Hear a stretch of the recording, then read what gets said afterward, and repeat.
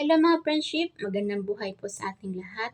Magkano ba dapat ang kitain para magkaroon ka ng sariling bahay?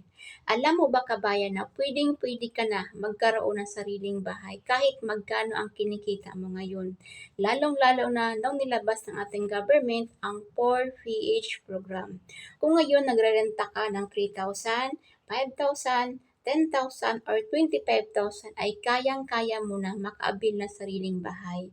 Alam mo ba na mayroon tayo ngayon sa Bulacan, high quality na pabahay, pwede ka na mag-avail. Mababa ang monthly amortizations, swak sa budget, magandang locations, magandang pictures, at high quality. Zero flood prey, malayo sa fault line. Dati kasi ganito ang paniniwala natin. Kailangan mataas ang sweldo, dapat malaki ang ipon para magkaroon ka ng sariling bahay.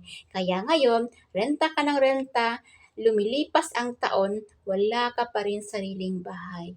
Kung nagtatrabaho ka ngayon sa Pilipinas, ay qualified ka na mag-avail ng sariling bahay.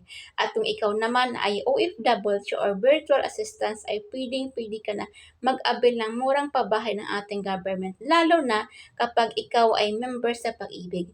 At kung ikaw naman ay hindi ka member sa Pag-ibig, pwede po tayo mag-member sa Pag-ibig through online.